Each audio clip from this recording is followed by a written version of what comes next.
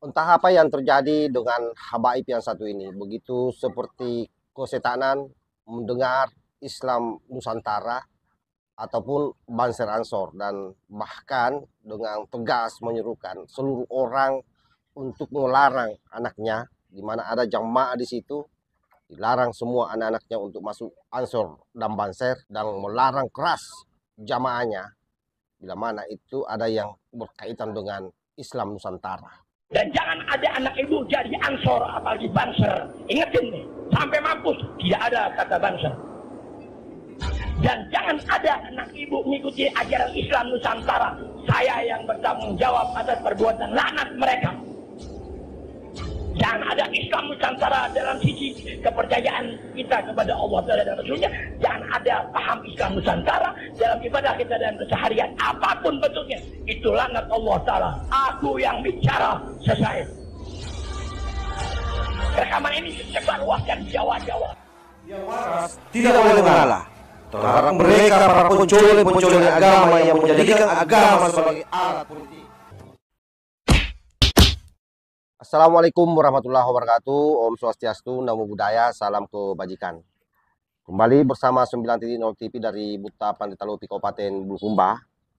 Narasi video di awal itu jelas adalah oknum habaib yang begitu kesetanan mendengar Islam Nusantara. Kita tahu bahwa di masa Kiai Akhil Siraj memimpin PBNU pertama kali dikeluarkan istilah Islam Nusantara.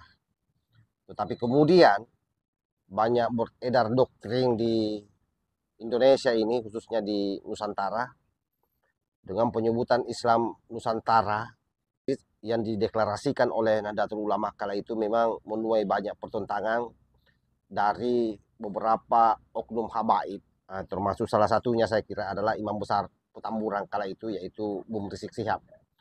Oleh karena itu kemudian boleh jadi karena doktrin-doktrin di kalangan habaib ekstrim yang keras itu, lalu terglorifikasilah habaib-habaib lain untuk ikut-ikutan membenci Islam Nusantara, membenci Nahdlatul Ulama, membenci Ansor dan Banser.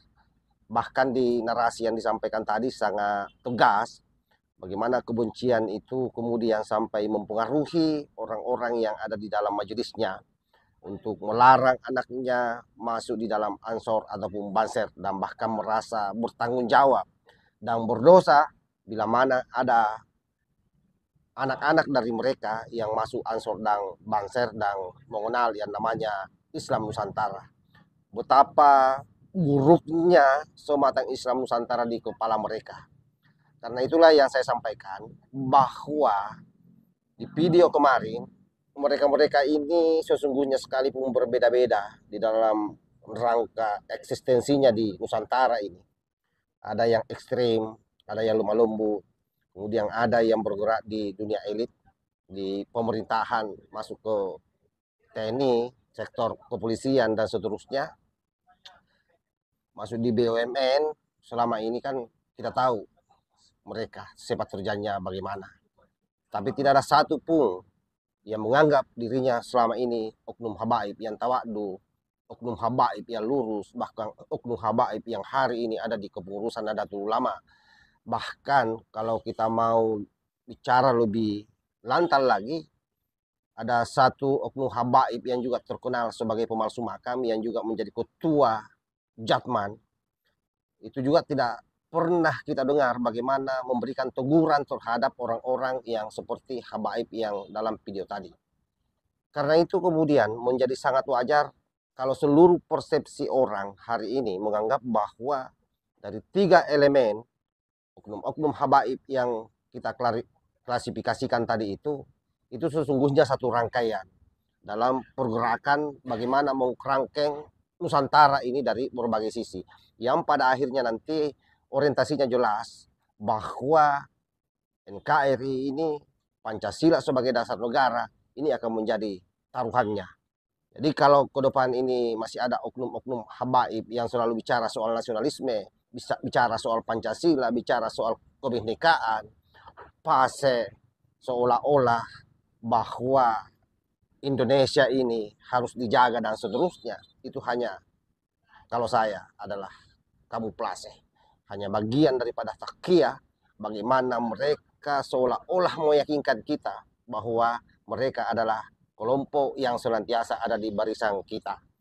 Karena faktanya kemudian banyak di kalangan mereka yang offside menurut saya, tetapi juga tidak ditegur oleh oknum-oknum yang merasa nasionalisme.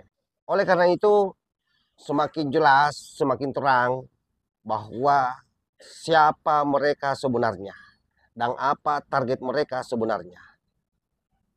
Dan pada posisi ini mestinya Nahdlatul Ulama sebagai organisasi terbesar yang mewadahi umat Islam di Indonesia ini harus waspada, harus bersikap terhadap kejadian-kejadian yang seperti ini. Belum lagi misalnya baru-baru ini bagaimana Bahar Smait mencoba mengaduk-ngaduk pesta demokrasi dengan mengacung-acungkan pedang hanya karena mau memaksakan calon yang diusung dari Imam Besar Petamburan. Itu kan sesuatu yang menurut saya adalah bagian daripada adu domba yang mencoba dilakukan oleh klan Habaib, mencoba mengalihkan isu terkait soal nasabnya. Kenapa Bahar Smait tidak sibuk mencari literasi, mencari kitab-kitab, mencari manuskrip-manuskrip untuk mengkanter apa yang menjadi tuduhan atas dirinya yang selama ini dia banggakan sebagai cucu Rasulullah, yang pada dasarnya itu hanya fiktif, yang pada dasarnya itu palsu dan dirungkat oleh tesis Kiai Imanuddin Usman Al-Bantani, dan dia pun juga tidak berani melakukan tes DNA.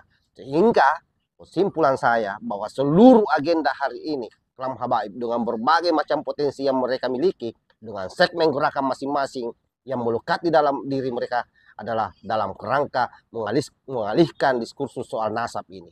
Tetapi hal itu tidak akan membuat kita buyar, kita tetap teguh mengawal apa yang menjadi kajian daripada Kiai Imanuddin Usman Al-Bantani terkait soal nasab mereka. Selama mereka tidak mampu menemukan kitab sejaman, selama mereka tidak mau melakukan tes DNA dan membuktikan dirinya secara pengetahuan teknologi bahwa mereka Haplog G, Y1 yang bersandar kepada Bani Hashim. Jadi apapun asumsi yang mereka bangun di luar sana terkait dengan kita semua, itu jangan sampai kemudian kita percaya. Anggap saja yang lalu. Kita harus tetap teguh, tegak lurus mengawal apa yang menjadi hasil penelitian Kiai Imanuddin Usman Al-Bantani. Wassalamualaikum warahmatullahi wabarakatuh.